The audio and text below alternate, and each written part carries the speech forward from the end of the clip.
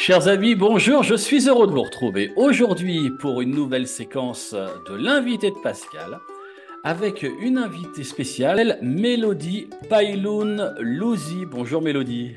Bonjour. Alors Mélodie, ton second prénom c'est Pailoun, que beaucoup de gens ne connaissent pas, mais pour quelle raison est-ce que tu t'appelles Pailoun? Quelle est l'origine de ce prénom? C'est un prénom d'origine arménienne puisque Tiens je donc. suis une descendante de la famille Yapoudian. Ma mère est une Yapoudian et du coup j'ai le deuxième, enfin mon deuxième prénom, Paeloun, est le prénom de la personne de notre famille qui a vécu le génocide et qui est arrivée en France il y a quelques années. Donc, de Voilà. loin en loin, on arrivera certainement un jour à se retrouver des connexions familiales. Mais en attendant ce Oh, moment-là, possible. euh, en attendant ce moment-là, Mélodie, est-ce que tu peux me dire un petit peu, nous dire un petit peu qui tu es, qu'est-ce que tu fais? Je suis auteur depuis une dizaine d'années maintenant. J'ai été pasteur, je suis actuellement animatrice en centre de loisirs, en plus de tout le reste. Et puis, je suis coach en écriture, et puis conférencière. Je fais des ateliers d'écriture, je fais des commandes. Et puis, voilà, il y a beaucoup de choses. Alors, Euh, tu as dit plusieurs choses. Entre autres, tu as dit que tu oui, étais auteur. Tu as écrit plusieurs livres, c'est ça?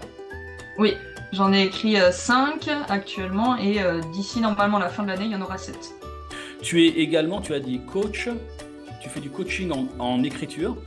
C'est ça. Donc j'aide les gens qui se retrouveraient soit carrément devant une page blanche, soit qui ont commencé à écrire mais qui n'ont pas confiance en eux pour ce qu'ils ont écrit, soit qui se retrouvent bloqués ou qui savent pas comment prendre les choses. Et ben je vais venir les aider pour débloquer tout ça et puis pour essayer de les aider à terminer ce qu'ils ont prévu. Mhm. Et tu as dit que tu fais des commandes, c'est-à-dire tu es quoi? Préparatrice de commandes? Ce serait bien. Non, c'est tout simplement une personne va peut-être me dire, bah voilà, j'aimerais pour l'anniversaire de mon neveu pouvoir lui offrir un cadeau vraiment spécial, personnalisé. Est-ce que tu peux écrire une histoire pour lui où c'est lui le personnage principal? Et donc, bah voilà, moi, mon boulot à ce moment-là, ce sera d'écrire cette histoire-là. Ok, par-dessus tout ça, tu as un rôle, tu es ambassadrice du sel. Qu'est-ce que c'est? D'abord, qu'est-ce que c'est le sel? Bon, les spectateurs, pour la plupart, savent ce que c'est que le sel, mais comment est-ce que ça se manifeste? Qu'est-ce que tu fais en tant qu'ambassadrice du sel? J'ai commencé par être une marraine, comme une autre. Donc j'ai parrainé un enfant il y a quelques années. Je le Mhm. parraine toujours d'ailleurs. Et en fait, quand j'ai commencé vraiment à recevoir des royalties pour les romans que j'écris, donc des droits d'auteur, j'ai vraiment voulu remettre ça à Dieu parce que c'est lui qui a permis que je sois publiée. Et donc j'ai voulu utiliser cet argent dans son sens à lui. Pas pour moi, mais pour les autres. Et donc, à chaque fois que je gagne des droits d'auteur en fait sur des livres, je les utilise pour parrainer des enfants avec le sel. Petit à petit, du coup, quand je vais parler de mes romans, je vais parler du sel. Et donc, petit à petit, c'est comme ça que je suis devenue ambassadrice du sel. Procurez-vous les livres de Mélodie, parce que en faisant ça, vous permettez à ce que des enfants puissent être parrainés par l'intermédiaire du sel. Ça, c'est la petite parenthèse. Alors, il y a ça, et puis pouvoir aussi sensibiliser à ce que les gens parrainent eux-mêmes. C'est bien de donner un coup de main, entre guillemets, pour parrainer ceux que moi je parraine, en achetant les livres, mais de le faire aussi soi-même, c'est important. Tu es également l'auteur d'un jeu qui est en train de sortir et qui va être diffusé ces jours-ci dans le dernier numéro de la revue du sel. Ce jeu se nomme le jeu du gouverneur. De quoi s'agit-il? C'est un jeu qui découle d'un livre que j'ai écrit, mon quatrième livre, qui est en fait en vérité une série. Donc il y aura Mhm. plusieurs tomes, mais ça c'est le tome un qui s'appelle Né autre part. Et en fait dans ce livre, un des personnages se retrouve à devoir gouverner une planète. Donc le jeu du gouverneur consiste à tester si vous êtes capable de gouverner cette planète sans la tuer.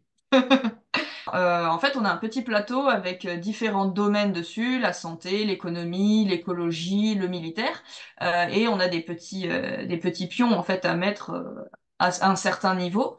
Et en fait, on va vous présenter des propositions, par exemple, augmenter les taxes. Donc, et vous devez choisir si vous dites oui ou non. En Mhm. fonction de oui ou non, Moi, je ça dis va non. bouger du coup les petits pions.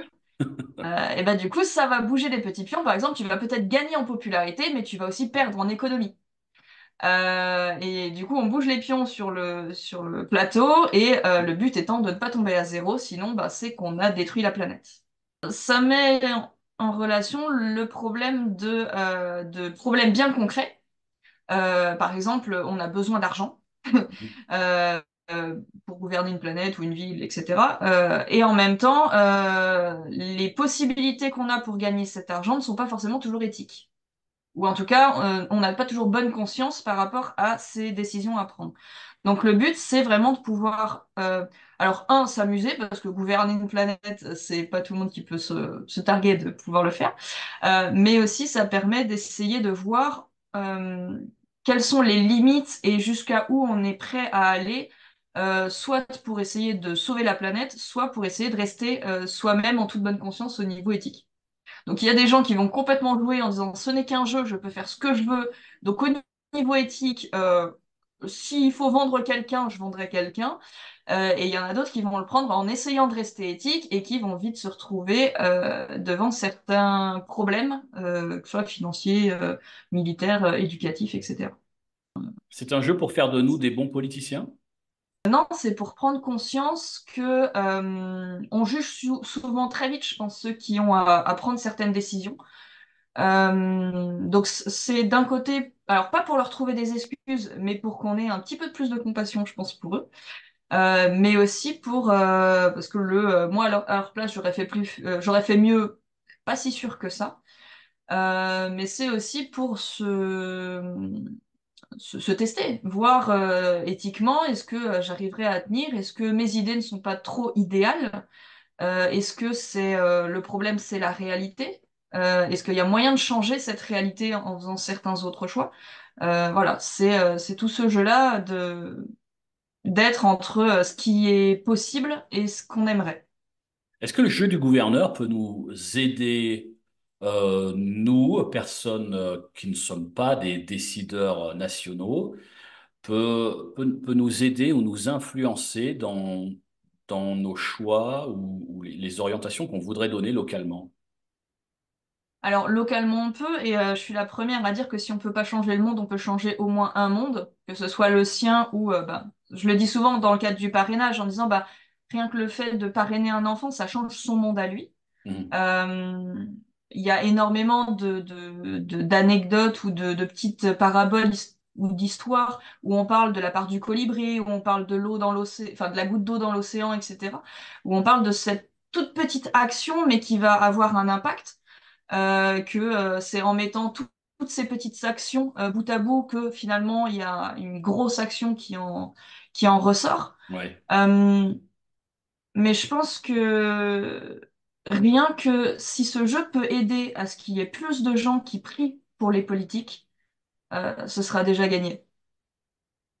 C'est un Voilà. jeu que tu as fait dans le cadre du sel. Tu l'as conçu pour le sel, c'est ça? Oui.